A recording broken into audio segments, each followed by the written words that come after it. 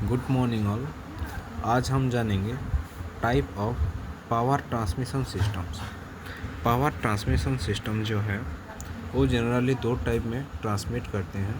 पहला single phase systems और दूसरा three phase systems. Single phase system को हम फर्दर थ्री टाइप में डिवाइड किए हैं। सिंगल फेज सिस्टम जो थ्री टाइप में डिवाइड किए हैं उसका पहला है single phase two wire system. Single phase two wire system मतलब एक फेज रहेगा, एक आपका फेज रहेगा और दूसरा न्यूट्रल्स रहेगा। मतलब एक फेज सिंगल फेज ये हो गया और न्यूट्रल्स, ये दोनों को दो कंडक्टर हो गया और ये हो गया लोड को हम कनेक्ट कर देंगे।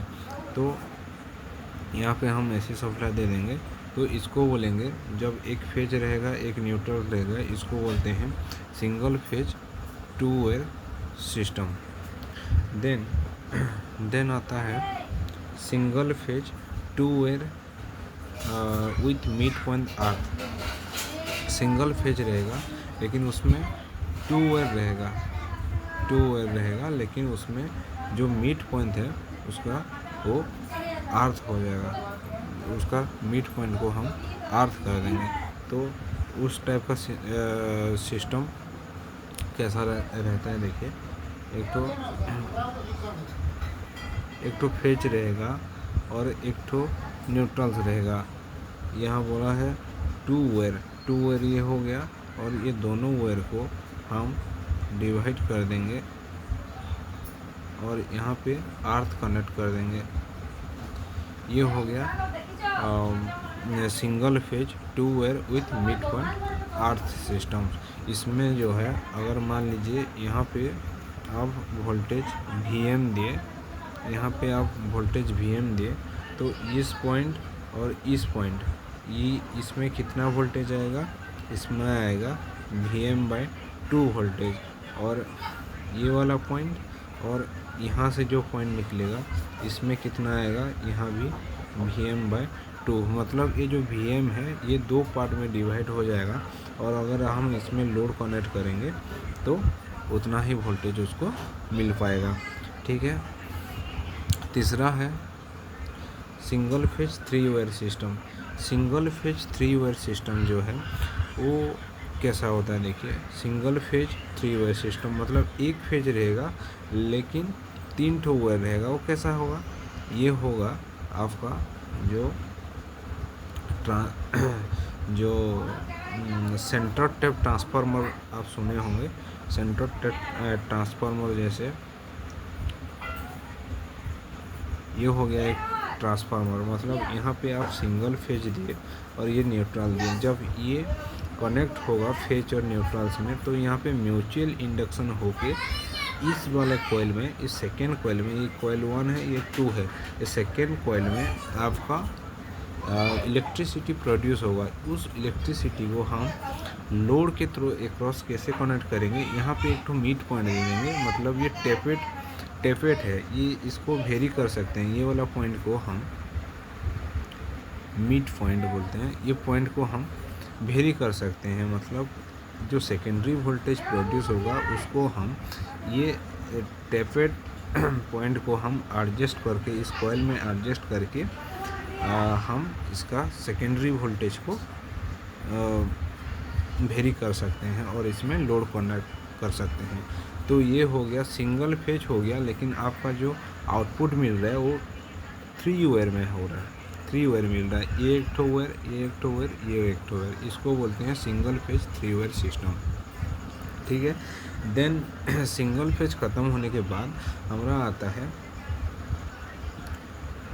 Three phase system. Three phase system में क्या, थ्री फेज सिस्टम में थ्री फेज और थ्री वायर रहता है। थ्री फेज जैसे कि RYB ये हो गया थ्री फेज, और थ्री वायर भी है, ये हो गया 1 2 3 थ्री वायर भी है।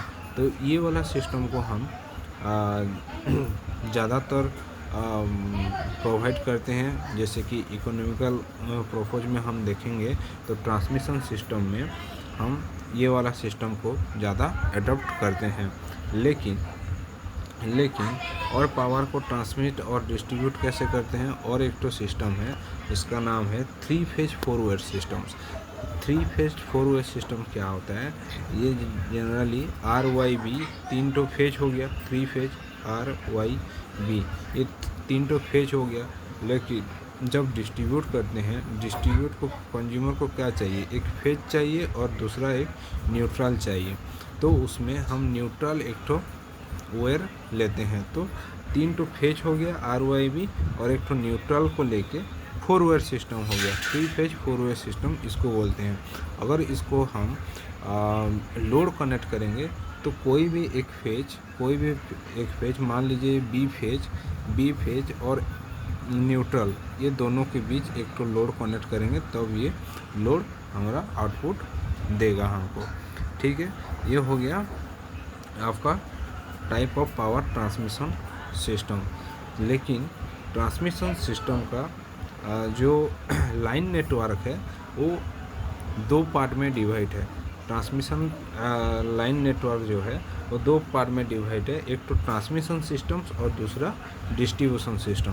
तो हम ये जो 2 पार्ट है उसको हम समझेंगे कि ट्रांसमिशन सिस्टम में कैसा होता है और डिस्ट्रीब्यूशन सिस्टम में क्या होता है।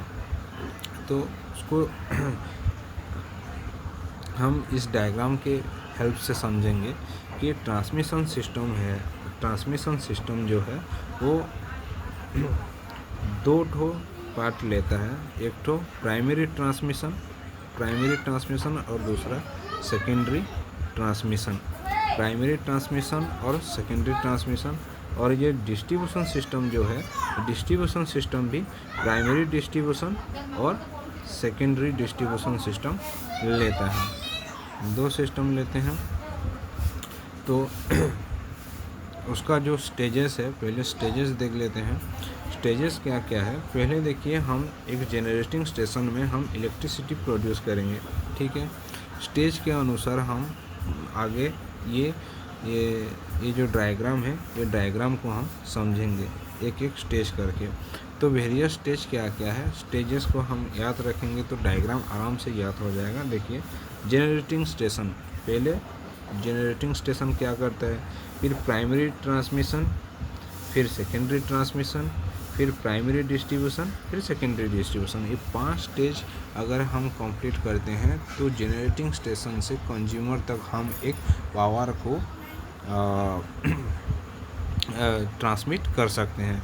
तो 5 स्टेज देखिए, पहले है जनरेटिंग स्टेशन। जनरेटिंग स्टेशन में हम जो यूनिट है, जो जनरेटर है, उससे हम 11 केवी याद रखिए, 11 केवी AC वोल्टेज हम जनरेट करते हैं।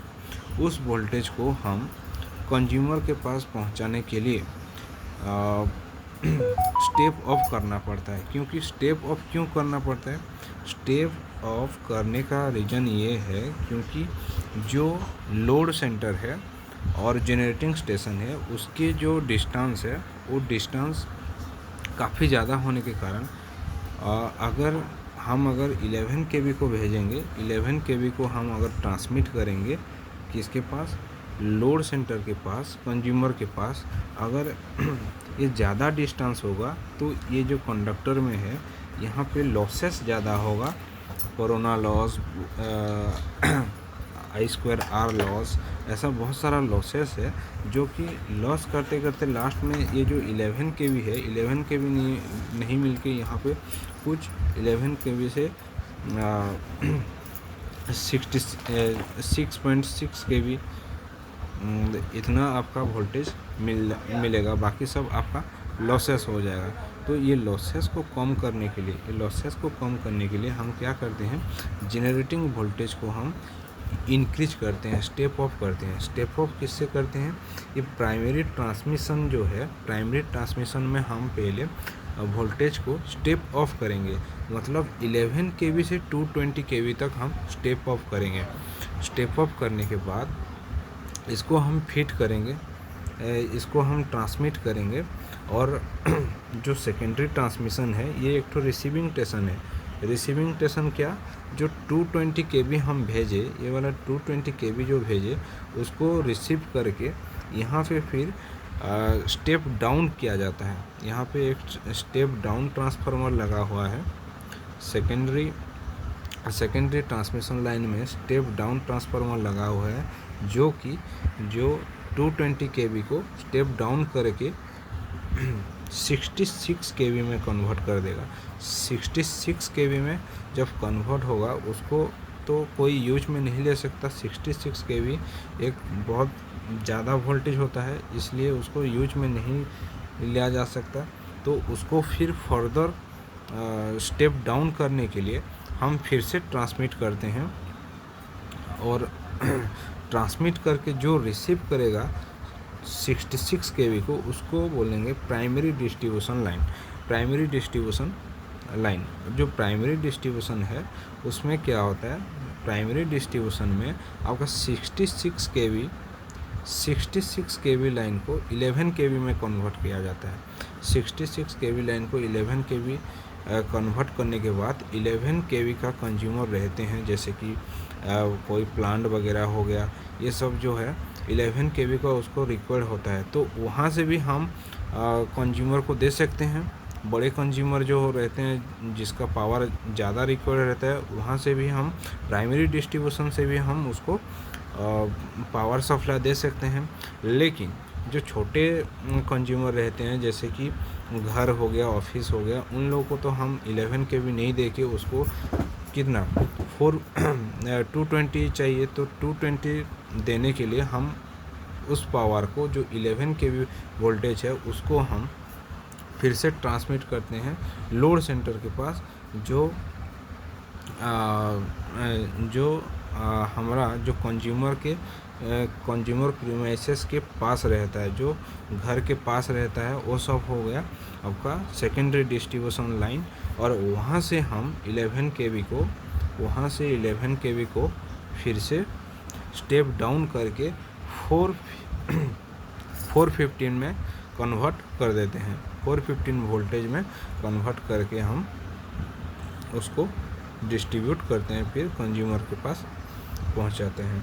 तो इस टाइप से हम पावर ट्रांसमिशन सिस्टम को स्टेप बाय स्टेप उसका स्टेज क्या क्या है उसके हिसाब से हम जनरेटिंग स्टेशन से कंज्यूमर के पास हम पावर सप्लाई को ट्रांसमिट करते हैं।